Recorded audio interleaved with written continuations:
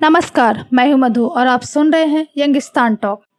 क्या आप ऐसी किसी महिला के बारे में जानते हैं जिसने हावड़ा में गंगा पर पुल बनाकर कलकत्ता शहर बसाया, अंग्रेजों को ना तो नदी पर टैक्स वसूलने दिया और ना ही दुर्गा पूजा की यात्रा को रोकने दिया।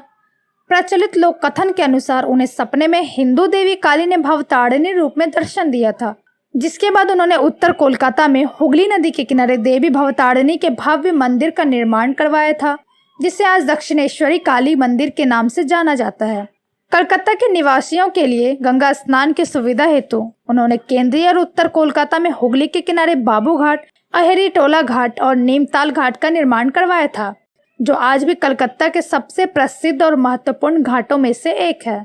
श्रीनगर में शंकराचार्य मंदिर का पुनरुद्धार करवाया, मथुरा में कृष्ण जन्मभूमि की दीवार बनवाई, ढाका में मुस्लिम नवाब से 2000 हिंदुओं की स्वतंत्रता खरीदी, रामेश्वरम से श्रीलंका के मंदिरों के लिए नौका सेवा शुरू किया। कलकत्ता का क्रिकेट स्टेडियम इनके द्वारा दान की गई भूमि पर बना है।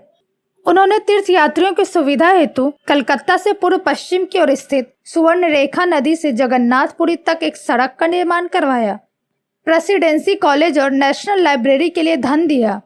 क्या इस महान हस्ती को नेहरू, मौलवी, पादरी, वामियों ने आपके सिलेबस में शामिल किया? मुझे पूरा विश्वास है कि 99% भारतीय इस महिला को नहीं जानते होंगे। इस महान हस्ती का नाम है रानी रासमणी। रानी रासमणी का जन्म 28 सितंबर 1793 में नॉर्थ 24 परगना जिला के हाली शहर के कोना ग्राम में एक कृषिजीवी परिवार में हुआ था।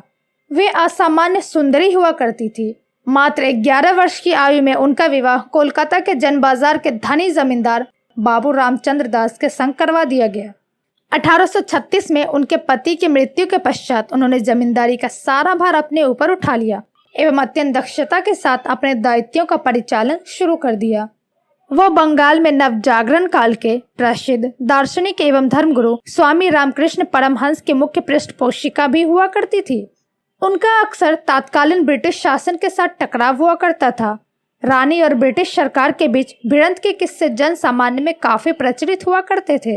एक बार ब्रिटिश सरकार ने उनके घर की दुर्गा पूजा की विसर्जन यात्रा पर रोक के आदेश दे दिए थे, इस बात पर कि इससे नगर की शांति भंग होती है, मगर रानी रासमणी ने इस आदेश की अवहेलना की, जिसके जवाब में सरकार ने उन पर भारी जुर्माना लगाया, मगर जन सामान्य में उनके लिए काफी समर्थन हुआ। उठे विरोध और हिंसा के कारण ब्रिटिश सरकार को इस जुर्माने को वापस लेना पड़ा था।